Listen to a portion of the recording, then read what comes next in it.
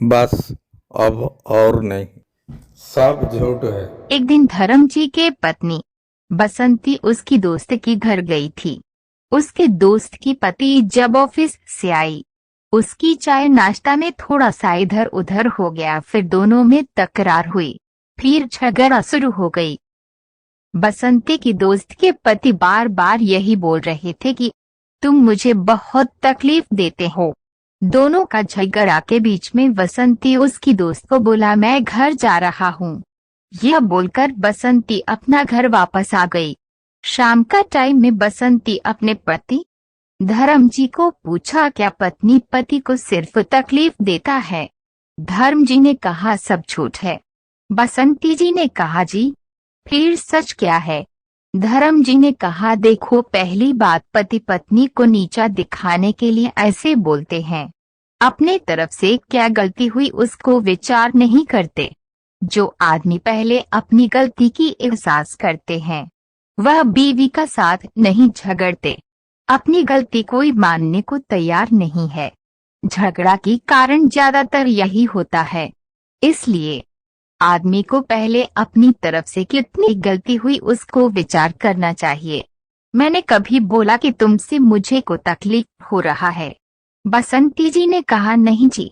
धर्म जी ने बोला, समझदारी की कमी की कारण से आजकल तलाक, पति पत्नी अलग रहना, परिवार में झगड़ा जैसे घटना बढ़ते जा रहा है। यह सब घटना को आईन कानून से दूर किया जा नहीं सकता। सामाजिक न्याय आत्मचिंतन द्वारा सुलझाया जा सकता है। एक पति का असली जिंदगी तब शुरू होता है जब उसका पत्नी घर में आता है। अगर पति पत्नी दोनों समझदार है, कोई किसको तकलीफ दे नहीं सकता। एक दूसरे के ताकत बन जाते हैं। पत्नी कभी पति को तकलीफ नहीं देता, बल्कि तकलीफ दूर करने का साहस देता है और साथ देता है। दोनों ही जब आमने सामने होते हैं, छोटे मोटे बात पर झगड़ा होता है। अगर पत्नी 2-4 दिन के लिए कहीं बाहर चला जाए, तकलीफ क्या होता है पति को उसी टाइम में पता चलता है। हर पल में मन उसको ढूंढता रहता है।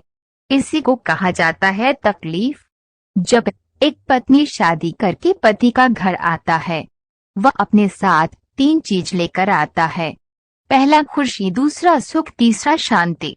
धर्म जी की यह बात सुनकर बसंती जी मन ही मन बहुत खुश हुए और बोले, जी क्या आप मुझे इतना प्यार करते हो? हकीकत नहीं लगती मुझे, ऐसा लगता है जैसे कोई सपना है। हिम्मत मिल गई थी मुझे जब पता चला कि इस पराया घर में मेरा कोई अपना है। धर्म जी ने कहा, जिंदगी इतनी बड़ी नहीं है कि बेकार की बातों में उलझाकर बिता दे। जिंदगी तो इतनी छोटी है, कब जवानी आती कब बुढ़ापा आता है, ये हमें पता तक नहीं चलता। किस्मत और पत्नी भले ही परेशान करती हो, लेकिन जब साथ देती है, जिंदगी बदल जाती है। यह सुनकर बसंती रसोई घर में चले गई रात का खाना बनाने के लिए। Thanks for watching.